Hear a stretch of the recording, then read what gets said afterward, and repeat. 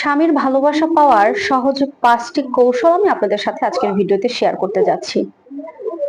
স্ত্রীদের অধিকাংশ অভিযোগ থাকে, যেটা একদমই কমন অভিযোগ, আমার হাজবেন্ড আমাকে আর আগের মতো ভালোবাসে না। একটা সময় বিয়ের প্রথম প্রথম আমাকে ছাড়া কিছু বুঝতোই না, আমাকে চোখে হারাতো, কিন্তু যত দিন পার হচ্ছে আমার প্রতি তার অনীহা দেখা যাচ্ছে।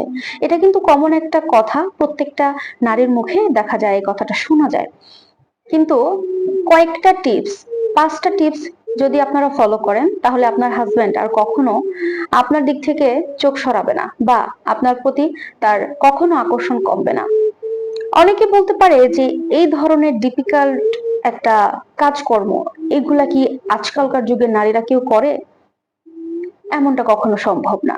অনেকেই বলতে পারেন, আমি তাদেরকে বলবো, হ্যাঁ, যারা করে তারা বুঝে স্বামী তাদের প্রতি কতটা দুর্বল থাকে।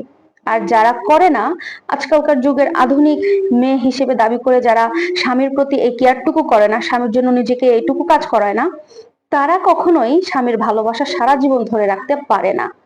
এটা আপনারা লিখিত রাখেন। চলুন বিস্তারিত জানা যাক। 5টি কৌশল আপনাদের সাথে শেয়ার করি। প্রথমত, কখনো হাজবেন্ডের সাথে তুই তুকারি করে মুখে মুখে তর্ক করা যাবে না। কিন্তু বর্তমান সমাজের নারীরা কি করে?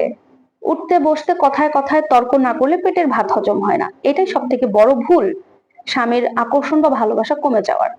কারণ একটা পুরুষ মানুষ কখনো চায় না তার স্ত্রী তার মুখে মুখে তর্ক করুক। মুখে তর্ক করা নারীকে কোনো পুরুষ পছন্দ করে না। সেটা যদি হয় তার ঘরের স্ত্রী, তাহলে তো তার প্রতি অনীহা সৃষ্টি হবেই।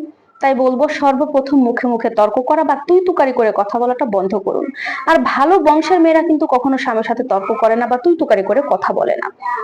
দ্বিতীয় কৌশল, সেটা হচ্ছে হাজবেন্ডের যখন রাগ দেখবেন, রাগ তো অবশ্যই থাকবে, হাজবেন্ড যখন রাগ করবে সেই মুহূর্তে আপনি স্ত্রী হিসেবে আপনার 2 ঠোঁটে তালা মেরে দেবেন। একদম কোনো কথা বলবে না। সে যা বলবে, যত বাজে কথা, যত খারাপ কথা, যত আপনাকে যা ইচ্ছা সে বলবে, আপনি 2 কান দিয়ে শুনে মুখটা বন্ধ করে চুপ করে থাকবেন। তার যখন রাগটা কমে যাবে, তার মনটা যখন শান্ত হবে, আপনি তখন তার কাছে গিয়ে আস্তে আস্তে তাকে বুঝিয়ে কথা বলেন। তুমি এভাবে কেন কথা বললে, বা এমনটা হয়েছে, আমাকে বলতে পারতে, অন্যভাবে বলতে পারতে, আমার কি কষ্ট লাগে না? মানে আপনি আপনার মতো করে ধীর স্থির ভাবে তাকে বুঝিয়ে বলবেন, অবশ্যই চিৎকার চেঁচামেচি বা রাগ দেখিয়ে নয়। 3 নাম্বার হচ্ছে, আপনি যে কোনো ছুটির একটা দিন আপনার হাজবেন্ডের জন্য তার পছন্দের খাবার রান্না করবেন। তাকে সবসময় আগে পরিবেশনা করার চেষ্টা করবেন। অনেকে বলতে পারেন যে চাকরি করে দুজন এভাবে আসলে সময় মেনটেন হয় না একসাথে থাকার বা খাওয়ার। সেই জন্য বললাম যে একটা ছুটির দিন বেছে নেবেন। সাপ্তাহিক তো ছুটি অবশ্যই থাকবে। তো সেই ছুটির দিনে যে কোনো একটা বেলা বাসায় বাইরে যাবেন না, নিজেদের বাসায় নিজে হাতে রান্না করে আপনার স্বামীকে খাবারটা সার্ভ করবেন। দেখবেন অবশ্যই সে আপনার প্রতি দুর্বল হবে। সবসময় ভালোবাসি ভালোবাসি বললে হয় না, কিছু কিছু ক্ষেত্রে প্রকাশ করতে হয়। 4 নম্বর, আপনি অবশ্যই রাতে কখনো আপনার হাজবেন্ডের বাসায় আসার আগ মুহূর্তে ঘুমাবেন না। তার জন্য ওয়েট করবেন। আপনার যদি ক্লান্ত লাগে, আপনার যদি খারাপ লাগে, আপনি রেস্ট করতে পারেন শুয়ে বসে, যেভাবে খুশি, বাট ঘুমিয়ে পড়বেন না। সে আসলে তার সাথে কথা বলুন, তার কেমন সারাদিন কেটেছে, তার কোনো কিছু প্রয়োজন কিনা বা কোনো সমস্যা হয়েছে কিনা, তার সাথে গল্প গুজব করে রাতে একসাথে খাবার খেয়ে তারপরে ঘুমাতে চলে যান।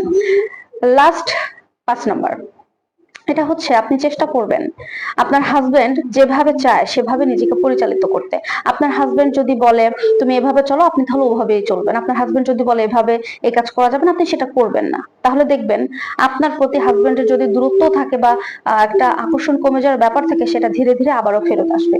এই 5টি কাজ বর্তমান সমাজের যে নারী করতে পারে, সে তার হাজবেন্ডকে ধরে রাখতে পারে এবং তার হাজবেন্ডের ভালোবাসা সে টিকিয়ে রাখতে পারে। আর যারা করে না, আধুনিক মেয়ে হিসেবে, তাদেরই ডিভোর্স হয়, তাদেরই দেখা যায় আকর্ষণ কমে যায়, তাদের স্বামীরাই পরকীয়ায় চলে যায়।